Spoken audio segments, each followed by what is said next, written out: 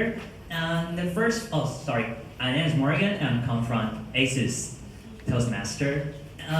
Before my evaluation, I want to do one thing is to look around the mother next to you or the daughter next to you and make applause for them.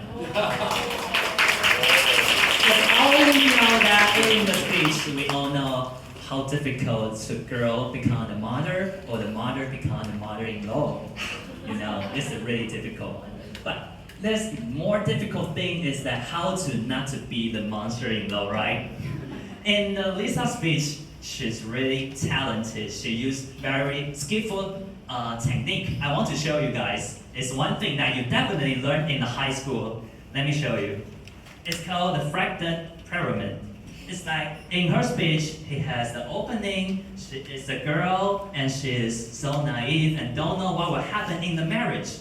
And then the rising when she found out, well, in the remote area in Thailand and things comes would go on the worst part.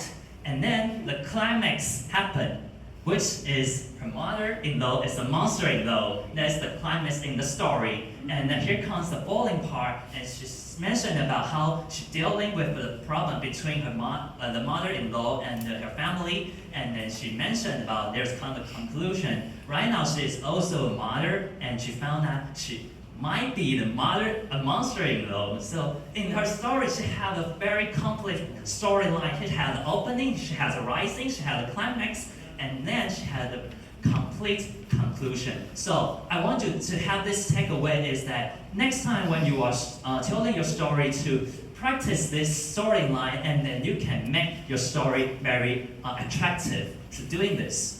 And as a Toastmaster, we don't have a teacher, so we learn from each other. So there's some humble suggestion for me to give Lisa. And I found that she quite move a lot, like this. And she has a movement like a lot. So next time, you can try to decrease a little bit, because for me, it's a little bit to decrease my focus in this speech. And I found that because you quite move a lot, and your voice is not really enough for everyone in the room, so you're doing like talking this way and talking that way. When I talk that way, if my voice is not big enough, some audience in here may not clear fully. So that's my humble suggestion for you. But all in all, I think this really great speech. And I think for the conclusion is that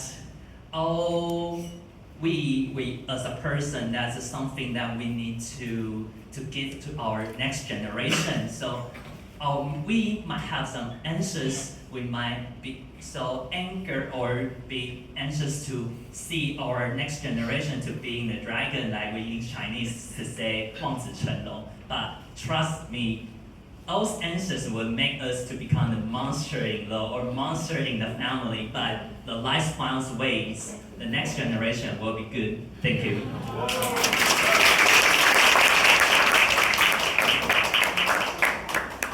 Thank you.